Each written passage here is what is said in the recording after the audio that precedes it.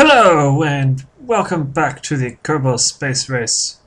This will be the first video file for the race, and let's just get into the race as we have it.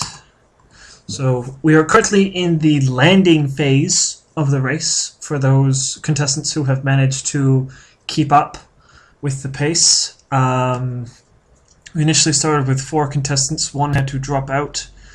And so at this point in time, well, there is the planet, the home planet. There is the official's car with Jebediah Kerman sitting in it, waiting for the contestants to return so he can judge who landed closest. Here is the landing flag. The closest person who can land to that flag not only, well, there's 2 prizes. There's the prize for landing first, and there's the prize for who landed closest to that flag. So, the first contestant, Duran, has successfully managed to land on the moon. There's the moon. He's successfully landed on the moon, and he has placed his flag. The second contestant, Thomas, has landed in a ravine using a very daring landing technique and landing location. He landed. He has Bob Kerman on EVA, and Bob has planted the second flag. It is now my turn. I am my first rocket, as you may have seen in previous slideshows. My first rocket was not very successful, and I only barely managed to survive. Well, the pilot barely managed to survive. Actually, no, he didn't. That's right, he didn't. But the second launch was much more successful, and so we're going to get into it, and here we go.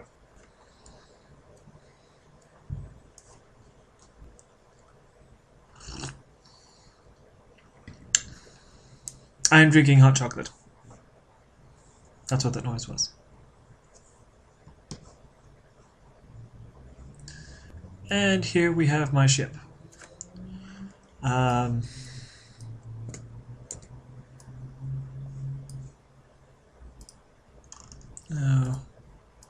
before we begin, we're going to turn off some fuel so that it does not accidentally get used up in the process of transferring from the moon to... Sorry, not from the moon, from Kerbal to the moon. Let's just check our resources there. Okay, we have not as much resources as I'd like. Well, actually everything is full, thankfully. Well, mostly full. We managed to get up into orbit with only having to use the minimum amount of fuel from the transfer stage. So now we're going to switch to the landing view, and we're going to find a point along.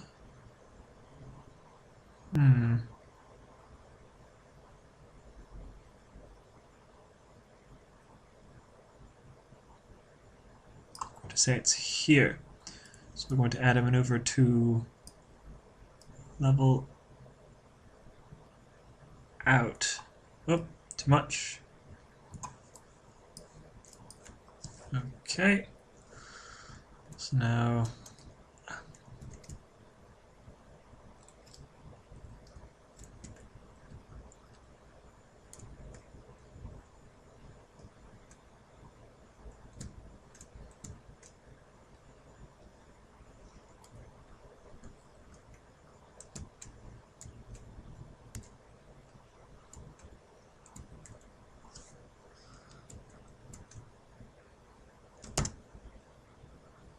okay.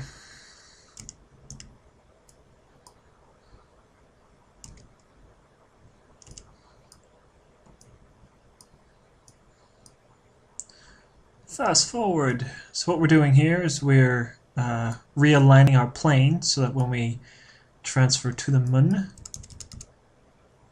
we will have no problem.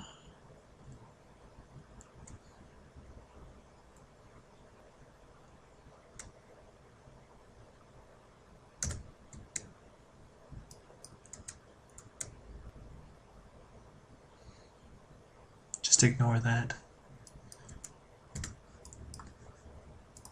So what we've just done is we've altered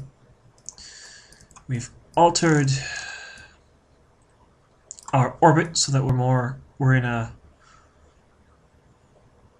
our plane, the horizontal axis. I don't know if you can see my mouse or not. I hope you can. The plane is along there, so that means that when we transfer to the Moon, as I'm now going to set up, at least attempt to set up. Oh.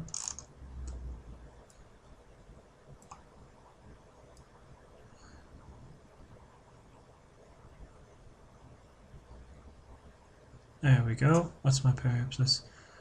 18. I think we can do a little bit higher. I like a little bit higher. So as you can see, we've got yes, no. That's a bit too high. Let's just bring that back.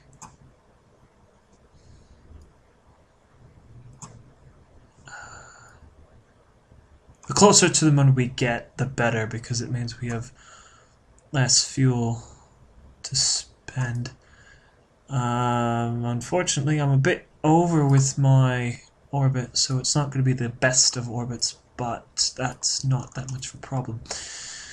Okay, so now we have our time down here, established burning time. We have the amount of time we have until we have to do the burn, and so that's basically when we actually do the launch. This is the velocity we have to, that's how much we have to increase our velocity here. Now I'm just, fortunately I can't see where the actual node is because it's on a different part of the trackball here. But by doing this, I should be able to, okay, I'm going to use the RCS because this is what it's for. There it is. So we're going to, now, I don't know if any of you noticed, but I did a little cheat last time. I don't think I'll be able to do it this time, but I used time acceleration like this to accelerate to a point where I didn't need to use more RCS, it just simply stopped in place, which was useful. So now we're going to accelerate to 35 seconds.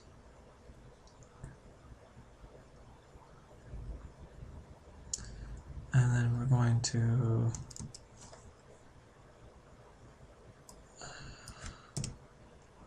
so now we are in the dark side, we are eclipsed by this planet. And oh dear, my screenshot. There we go.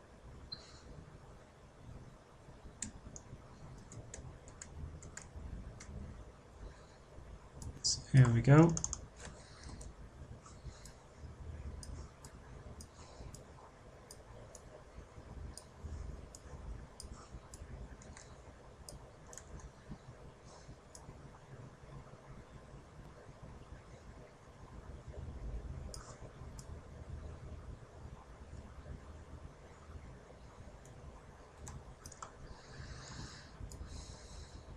Just a dramatic